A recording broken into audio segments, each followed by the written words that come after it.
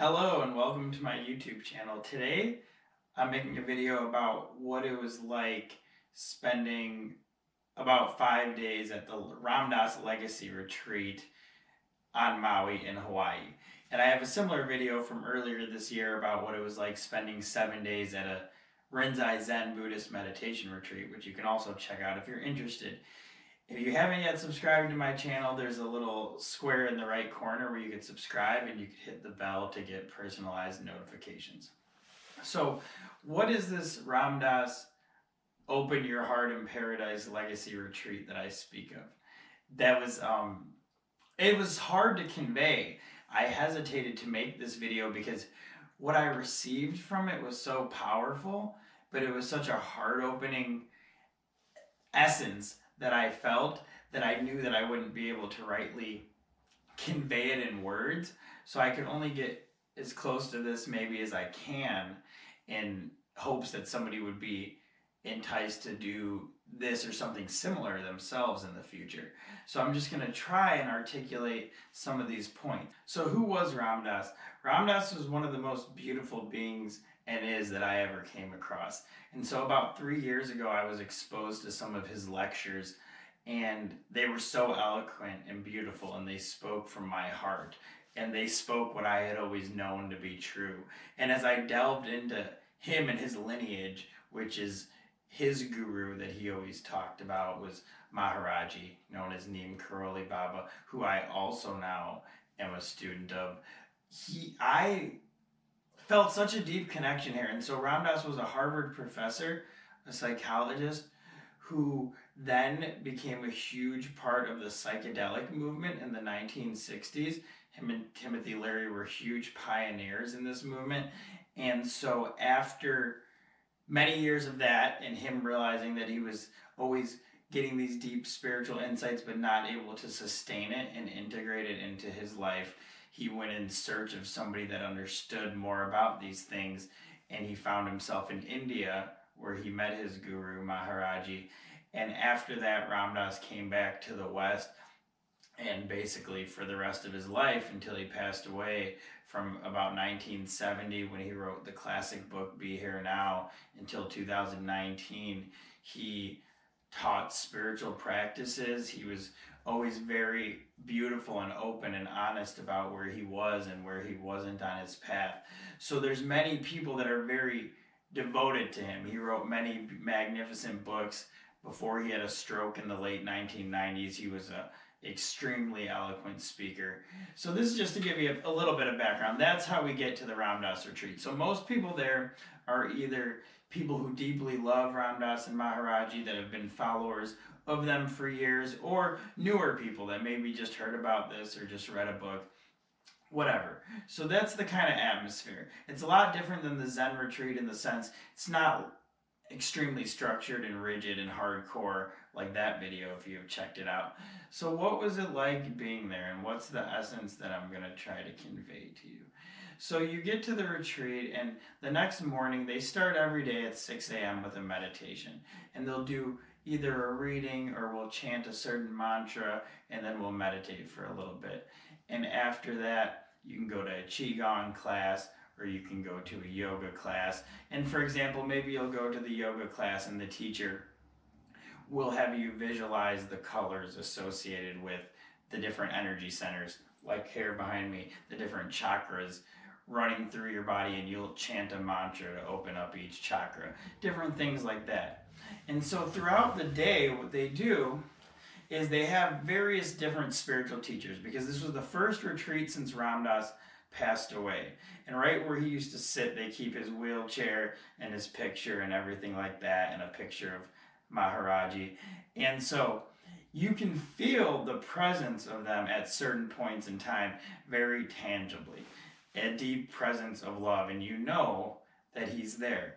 So throughout the day, many various teachers that were very close to Ram Dass, pretty famous Buddhist teachers and different kinds of teachers like Sharon Salzberg and Jack Kornfield and Mirabai Bush, and these different people, they run meditation groups and groups on loving kindness and compassion and wisdom, and they give talks about death and dying and different topics. and they run a lot of meditations throughout them as well. And so I'm not going to get into each thing, but for example, there was one exercise ran where you would look into the eyes of the person next to you, just someone either you met at the retreat or had never met. You look into the person's eyes, and the person on stage starts reading, "This person has felt scared just like I have. This person has hopes and dreams just like I have. This person's experienced joy just like I have. This person's experienced sorrow and disappointment just like I have. This person wants to be loved and cared for just like I have." And as they're saying these things, you're staring into the eyes of this other being. You're staring into the soul of this other being. So practices like this, and what I mean is it really starts to open your heart. And I'll give you an example. People that go there, especially those that have never been to anything like that, but people that go there, like, they'll need some extra time to go sit in their room because it'll bring out stuff inside you that's so overwhelmingly powerful. Say, if you're living bad habits in your life, if you're living in a career or an addiction that's not right for you, if you're in a relationship that's not right for you, if you've been just not taking care of yourself in any way, you'll start crying basically at many points during the retreat because it's going to break down those emotional walls. So like there's many times that I was in tears. So every time they're cultivating this, and also you bring, like, when I get into tears, it's out of love and devotion, because maybe they'd be playing a talk by Ram Dass or saying something about Maharaji or a story, and it brings you into such a place of love, a state that you don't normally live from, where you realize the depth and profundity of love in the universe, and you realize the goal, you realize the spiritual essence of which this is all about. And so you do that, and you meet they have regular lunches and everything. You meet very beautiful, exquisite people, and you connect with the most interesting sorts of people that are all gathered for this common purpose of love. And like Jesus says, when two or more are gathered in my name, I'm there in the midst of them. So when you bring together the energy of all these people gathered for this common purpose, the energetics are so powerful. And so it's discontinuous with normal way. You're going to touch things over and over, touch places in your being that you may have only touched at certain brief times in your life. And so callings for people to go to things like this are extremely important to listen to, because if you end up at such a retreat or hear such a video that prompts you, you're meant to go there. And people walk away with their lives changed because of such events, and then of course they have to sustain that, but they break through on deep levels. And so what we would do at night, sometimes throughout the day, but 2 hours every night, Krishna Das, who's basically the Hindu devotional chant kingpin of the world, he was Ram Dass's very good friend. And he was younger than him, so he's only in his 70s. Ram Dass died at 88. And he chants beautiful, it's called kirtan. It's Hindu devotional music. Basically what we do, he leads the chanting, and we sing songs to God. We sing powerful, ancient songs to God. And so that would happen for about 2 hours every night. And these songs will put you into ecstasy. They'll put you into ecstasy. So I would sit in meditative posture and chant along, and just maybe be in tears, maybe just be in bliss, maybe in love. Other people, as the Shakti, the energy grows in the room, people that are sitting there, they start getting up and dancing, people start running around, people start shaking back and forth and doing weird things with their hands and other body parts, because the energy that's going through them is so powerful. It's so powerful. So Krishna Das and his band sit up there and play. And so these types of things, and then if you've already been exposed to them a little bit, then it's even more powerful devotionally, because you've heard some of these songs, you've listened to some of these talks, and you get in there and it's just like, wow, it's so powerful and so beautiful. And so those are the kinds of practices that they do, and they'll play little talks from Ram Dass. And another big one I wanted to touch on that really, because it's so hard, as I said, to convey the essence of such a thing. And not everything that you get from it will be realized in the moment. It affects lasting change inside of you as well. So on the last day, there was something called a cacao ceremony and a yoga class. So you drink this cacao, some kind of caffeine thing that's meant to purify you. Then you do the yoga class, and then they have us for 20 minutes. The teacher had us all start dancing, just ecstatically dancing, doing all these silly things. And I'm not a big dancer, so I was like, okay. So you start dancing very wildly, everyone's laughing, they're making you do different things, they're cultivating like this energy and this presence in the room. And then she has you start going to each person, so you maybe get through 5, 7 people, and you look in their eyes. And sometimes you look into someone's eyes and they'll start crying, or they'll close them, or they'll start shaking, and you could hold each other. And it was so energetically powerful. And then they brought us all laying down on the ground, and they turn on a little Ram Dass talk where he's in his older days after his stroke, so he's talking slow, just about love in the heart. He's just saying something along the lines of, we're all loving awareness, we're all a part of God. And just for a few seconds, and I'm laying there holding hands with a girl who I met the day before, and I'm bawling my eyes out in tears, and not in ecstasy, in joy, in like profound admiration of the love in the universe. And so those are the kind of things that go on at such a place. And the reason I say it's hard to convey is because you could listen and say, oh, that sounds cool, but to actually, I can't give you the feeling of what that was like. I can't give you like the realization of what that's like.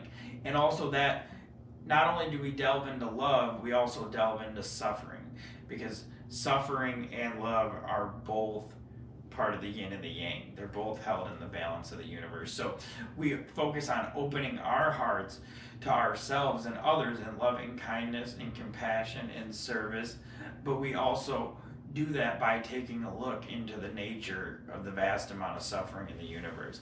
And that's what Ram Dass always said. He said when he came back from India, the first thing that became clear to him is how much suffering there was everywhere. And this is just how I'm going to finish, which might seem like a sad note, but it's you want insight into the nature of suffering in the universe, and you need insight into it in order to grow spiritually, and in order to have developed feelings of compassion for other beings. So most of the time we just don't open our eyes to the vast amount of suffering all around us. And there's suffering every day all around the world, from 3 billion animals and fish getting killed a day for food, to pollution, to murder, to rape, to homelessness. And in every single person's life, battles of mental health, battles of addiction, lost family members to death and disease, resentment, people you never made up with, anxieties, dreams you never fulfilled, courage that you never had to do things, people committing crimes, people that can't stop drinking, people in trouble with the law, people frustrated, inherently disappointed with life, people depressed and dejected, people wearing masks every day, the destruction of wildlife, anything. There's vast suffering everywhere all the time. The repetition of birth and death. The repetition of birth and death is the simplest one. The decaying of bodily forms, the decaying of the mind, the inability for people to find God, to find that source within, the frustrated seeking of anything besides what really gets you there. So having insight into the nature of such suffering is what's needed. In your own suffering, you have to be able to feel and come to terms with, because when you hide from it, when you hide from your own suffering, it gets energy stuck, and it causes vast emotional and psychic and spiritual wounds inside of you that keep your energy blocked, that keep you from being free, and that keep you from being of service to others. So as we start to awaken, we recognize that the universe can be seen in all its suffering, and that it could also be seen in what could be called a Buddhaverse. It can also be seen in pure ecstasy and pure love, both of which consciousnesses take a developmental spiritual journey to be able to fully recognize in their entirety. Because, and I'll finish here, I could tell you that the universe is love, and I could tell you about these loving, of these states of consciousness I've been going into that I can't adequately explain. I can tell you about them and how they change the perception of reality, and it's important to hear about them so that you know it's a possibility.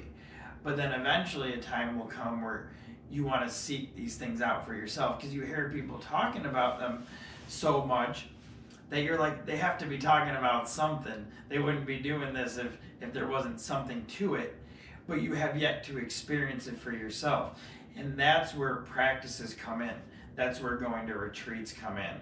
That's where meditations come in, doing meditation practices, doing prayer practices, finding spiritual groups. That where coming in volunteer work to help other people. That's when you start really having deep relationships with others. One thing the retreat did for me is, ever since the retreat, I'm only interested when I meet people in really connecting with them, listening, learning how to listen.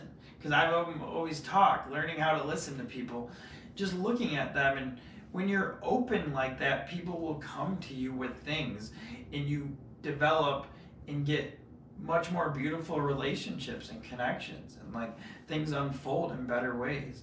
So I do make this as an encouragement to delve deeper into your spiritual work, and or whatever you want to call it, deeper into insight, deeper into your connection with the universe.